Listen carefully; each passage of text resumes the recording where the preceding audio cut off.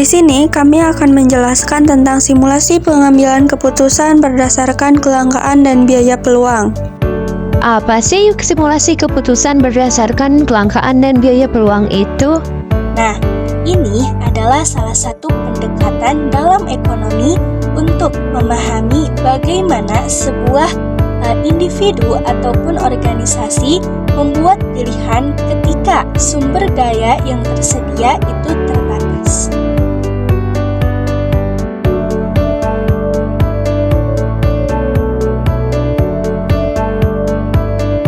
Selanjutnya ada pengenalan ataupun identifikasi. Sebagai manajer sumber daya di perusahaan dengan anggaran yang terbatas, kita dihadapkan dengan dua opsi investasi yang saling bersaing.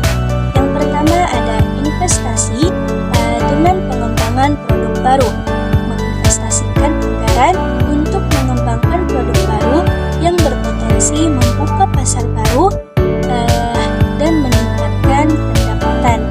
Yang kedua, memperbaiki fasilitas yang ada, seperti menggunakan anggaran untuk memperbaiki fasilitas yang ada dan meningkatkan efisiensi dan mengurangi biaya operasional.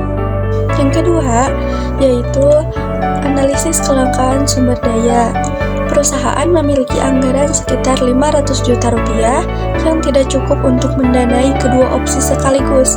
Oleh karena itu, perlu dilakukan prioritas dalam penggunaan sumber daya yang terbatas.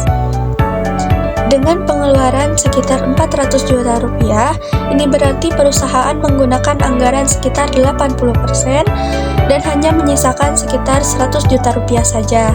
Lalu ada manfaat potensialnya. Jika produk baru ini sukses, perusahaan akan mendapatkan pendapatan tambahan, memasuki pasar baru, dan meningkatkan daya saing. Pengembangan produk baru ini akan mengalami resiko, yaitu riset pasar yang membutuhkan waktu dan biaya tambahan, waktu pengembangan yang cukup lama untuk dikembangkan, diuji, dan diluncurkan, sehingga potensi pendapatan tidak akan dirasakan secara langsung. Dan juga ketidakpastian kesuksesan produk.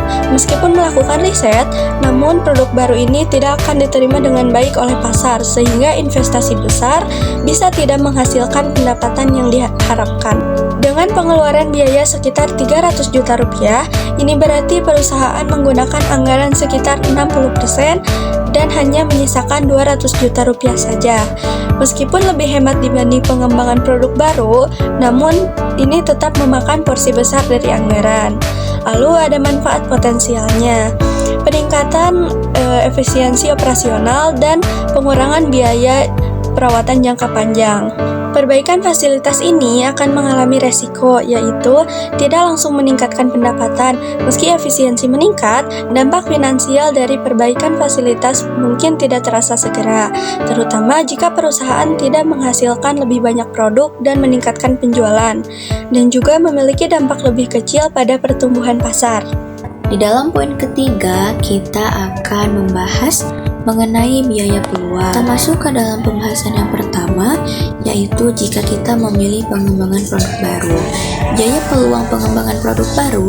Dengan memilih pengembangan produk baru ini, suatu perusahaan akan kehilangan manfaat dari perbaikan fasilitas yang dapat meningkatkan efisiensi dan mengurangi biaya.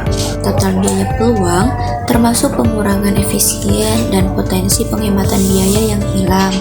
Nah, manfaat hilangnya, penghematan biaya operasional dari fasilitas yang dipengaruhi, serta peningkatan kualitas produksi yang mungkin tidak dapat tercapai tanpa perbaikan fasilitas. Kita langsung masuk ke dalam pembahasan yang kedua, yaitu jika kita memilih memperbaiki fasilitas. Nah, biaya peluang perbaikan fasilitas. Memilih perbaikan fasilitas berarti perusahaan akan kehilangan potensi pendapatan dari produk baru.